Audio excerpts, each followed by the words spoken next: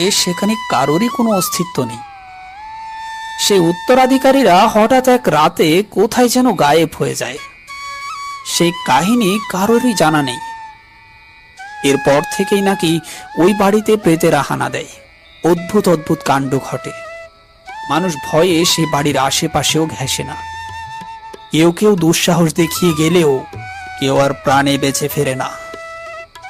আমরা তিন বন্ধু ওই বাড়ি নিয়েই ভাবছিলাম, কিন্তু বিরাজ আর নিশীথ কোনোভাবেই বিশ্বাস করলো না যে আসলেই এমন কিছু হয়। কিরে বিরাজ, কি বললো কাকু, শুনলি তো? নাকি এবারও বলবি সবাই বানোয়াট, মিথ্যা কাহিনী কিংবা চোখের ভ্রম? হ্যাঁ, বলবোই তো। হ্যাঁ, এসব আজগুবি জিনিস আবার হয় নাকি? আমি ভাই এসব ভূত প্রেতে বিশ্বাস করি না। মানে কোনো মানুষ বেড়াতে গেল, সে নাকি আর ফিরে আসলো না, তো তার কি হলো? তাকে নাকি ভূতে মেরে ফেলেছে কিংবা খেয়ে ফেলেছে। এও কি বিশ্বাস করার কথা তুই বল, তাও আবার এ যুগে এসে। তুইও না সত্যি পারিস বটে শুভ, কি সব বাচ্চাদের মতন কথাবার্তা বলিস।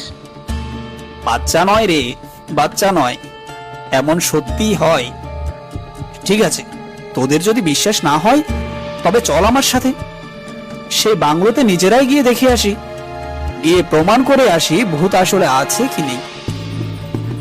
আমার কথাগুলো শুনে বিরাজ আর নিশীথ একে অপরের দিকে মুখ চাওয়াচাওয়ি করে। তারপর ওরা দুজনেই হেসে দিল, যেন আমি এই রাত বিরেতে ওদের সাথে মজা করছি। বিরাজ বলল, চল তাহলে, তোর যখন এতই শখ তাহলে আজ রাতেই।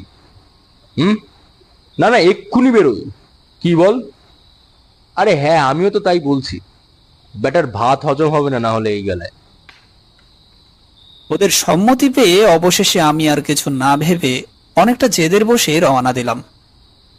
যে করেই হোক এদের আমি উপযুক্ত জবাব দিয়েই ছাড়ব।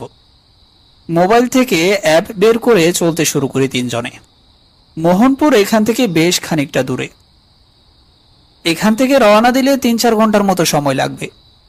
যতদূর শুনেছি মফস্বল এরিয়া। কি জানি রোডঘাট কেমন বা গাড়ি টাড়ি কিছু পাবো কিনা, তবুও বেশি না ভেবে চলতে শুরু করি। ওপরওয়ালা একটা ব্যবস্থা নিশ্চয় করে দেবেন। আমরা প্রথমে বাস ধরে রওনা করি। বাসে 3-4 জন লোক ছাড়া তেমন কোনো লোকই নেই। ঝিমিয়ে ঝিমিয়ে বেশ খানিকটা গিয়ে এক জায়গায় আমাদের নামিয়ে দেওয়া হলো। বাস থেকে নেমে কিছুটা আমরা হাঁটলাম। চলতে চলতে একটা নদীর পাড়ে গিয়ে থামি। এখান থেকে নৌকা করেই যেতে হবে। এখন বর্ষাকাল, যখন তখন বৃষ্টি পড়া শুরু হয়ে যায়। হয়েছেও তাই, বৃষ্টি পড়া শুরু হয়ে গেল। ঘড়িতে তাকিয়ে দেখলাম রাত 12টা বেজে গেছে। চারদিক ঘুটঘুটে অন্ধকার।